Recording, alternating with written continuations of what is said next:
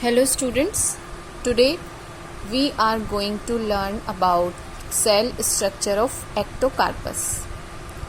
So before this lecture हम लोगों ने इंट्रोडक्शन देखा था एक्टोकार्पस का, उसका कंटेंट हम लोग देख चुके हैं कि सबसे पहले introduction, then thallus structure, systematic position. Now we are going to learn about the cell structure of ectocarpus.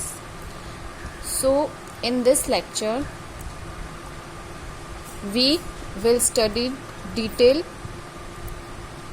in detail about some basic structure of cell. So let's begin. First of all, cell wall is present in cell structure of ectocarpus. Cell wall surrounds a viscous liquid which is known as cytoplasm. और cytoplasm के बाद अगर हम एक basic study करें cell structure की, तो general study में ये आएगा कि सबसे पहले cell wall, then a liquid like structure which is filled inside a cell is known as cytoplasm. Then in center a nucleus is present. From nucleus some ester-like projections are arises known as pyrenoids. And ये जो filamentous like structure हैं, they are known as chromatophore. So this is the basic structure, and now we are going to start detailed study of cell structure. So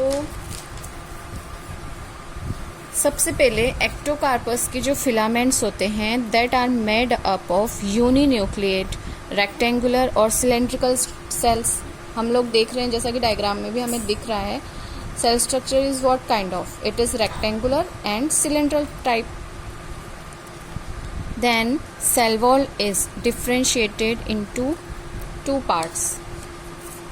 This is the cell wall, and cell wall is differentiated into two types, that is outer cell wall and inner cell wall.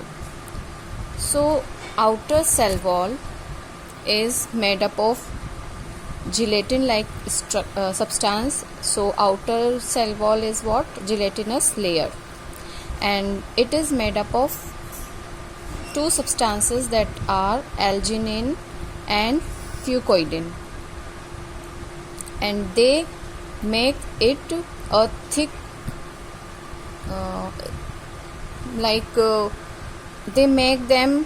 they provide them thickness, and inner firm cellular layer is somewhat thin rather than this outer gelatinous layer.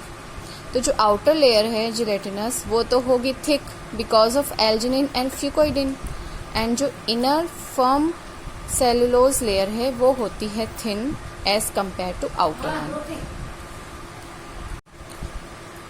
So the outer one is gelatinous layer which is thick and made up of alginin and fucoidin, and inner layer is a firm cellulose layer which is thin as compare to outer one. Outer one के compare में inner one thin होती है.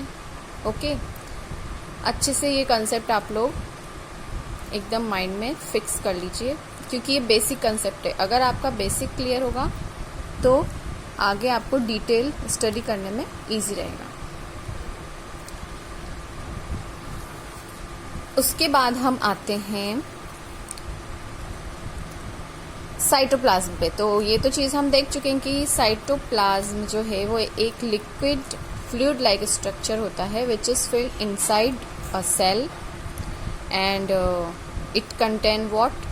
It contain xanthophyll, chlorophyll A and C, carotenes, some vacuoles with polyphenols. These vacuoles means vacuoles of ectocarpus are known as physoids, and they act as lysosome. So this is the basic study of cytoplasm which is present inside cell of ectocarpus. Now, we know that alginine and fucoidine is the basic characteristic of what? Phaeophycean cell wall. तो इसी वजह से Ectocarpus को हमने Phaeophyceae family में रखा है, because they are known as phaeophycean because of this character which is alginin and fucoidin. और ये जो है ये बेसिक कैरेक्टर होता है फियोफाइसियन सेल वॉल का. इन्हीं जितने भी फियोफाइसीज है उनकी सेल वॉल में alginin fucoidin is always present, and this is most important point which you have to remember and keep it in your mind. Okay,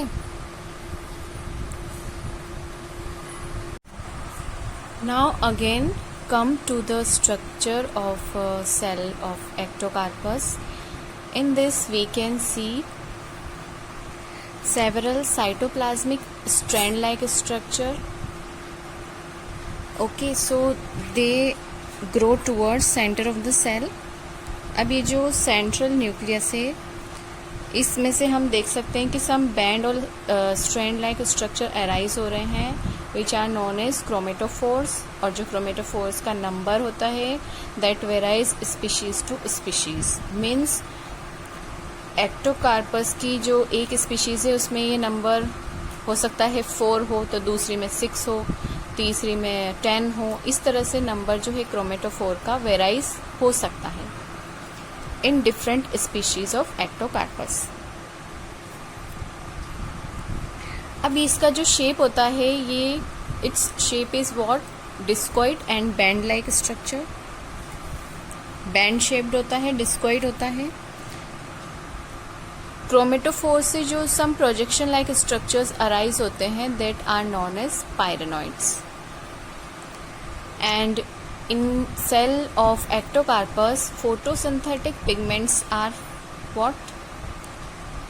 Xanthophylls, chlorophyll A, chlorophyll C, and carotenes. So there are 4 photosynthetic pigments are present in the cell of ectocarpus, and xanthophylls are found maximum in the quantity.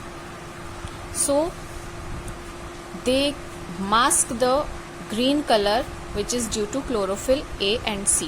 तो chlorophyll की वजह से जो green colour leaves को और branches को मिलता है वो कम्प्लीटली मास्क हो जाता है एक्टोकार्पस स्पीशीज में due to maximum quantity of xanthophylls.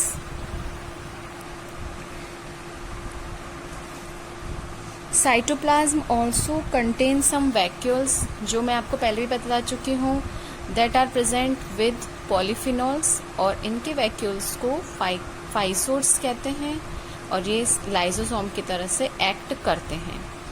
तो जो फंक्शन लाइसोसोम का होता है हमारी सेल में वही फंक्शन फाइसोड की फॉर्म में वैक्यूल्स करते हैं in the cell of Ectocarpus. Okay, so this is the study of cell structure of ectocarpus, and we are now completed this topic. In our next lecture we will study about the growth of the ectocarpus, in which we will study in detail about its growth and development. उससे पहले मैं आपको एक छोटी सी चीज़ और बताना चाहूँगी which is ये जो सेल स्ट्रक्चर होता है आउटर सेल, इसका जो शेप होता है वो हम किस तरह से शॉर्ट में बोल सकते हैं. तो अगर शॉर्ट में हमसे कोई भी पूछे तो हम बोलेंगे यूनी न्यूक्लिएट, क्योंकि इसमें एक सिंगल न्यूक्लियस है. रेक्टेंगुलर शेप में ये रेक्टेंगल है और सिलेंड्रिकल सेल होता है. तो ये चीज़ एक बेसिक फॉर्म में आप लर्न कर सकते हो और उसको याद रख सकते हो, जिससे कि आपको इसका पूरा डिटेल स्ट्रक्चर याद आ जाए. Okay, so this is the tip of the day which you have to keep in your mind. And okay then, see you in our next lecture.